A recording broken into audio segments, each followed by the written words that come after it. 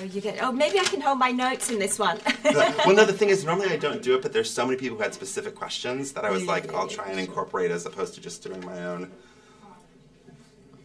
This is one of my favorites. Your character is a real-life James Bond, but without the gadgets. What surprised you the most about playing an actual spy?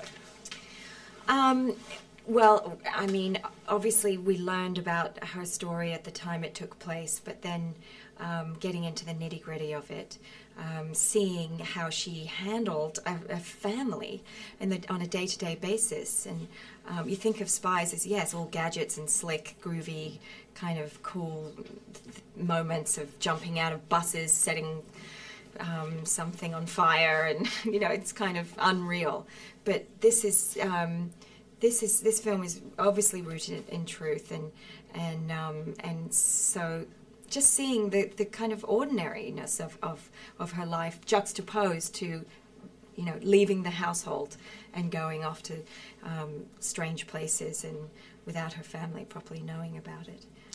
I know you went through like a CIA boot camp. Can you tell me a little bit about that experience and how it...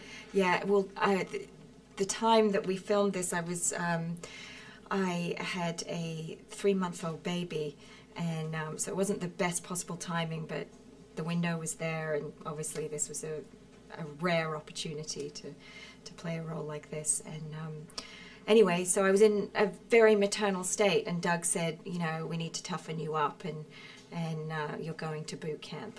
And I was like, oh, really? Do I? But no, I knew it would be a great experience, and of course it was a very intensive program. This is something that Valerie went through for at least 2 years of her life, and I just had 3 days.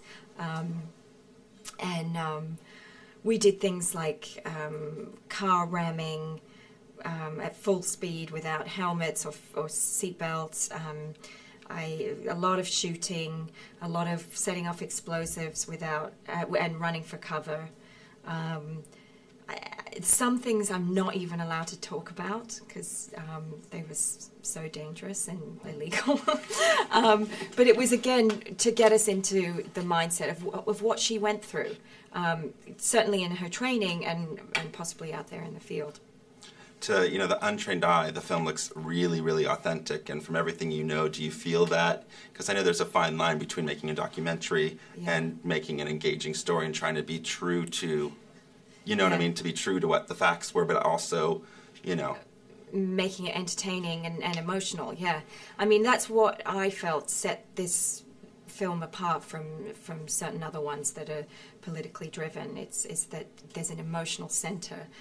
Yes, we know the facts, we know what occurred, but this is not a history lesson. It's not a documentary, and we have a way in, and those events that took place become more impactful because we're invested in these characters and the relationship. How they dealt with it in their own home, and all the conflict that took place between them. You know, Valerie was a person who spent her life in private and living with secrets from her own friends and family, and then to be forced out there and into this public arena, going against every instinct in her being. It was a shocking adjustment that she had to make. You know, she felt betrayed by her husband, but he was doing the right thing. She knew he had to do it, and he did nothing wrong. It's just that it was hard for her to get on board. It took time, and then once she realized that this was the right and only thing to do, it becomes like an act of love.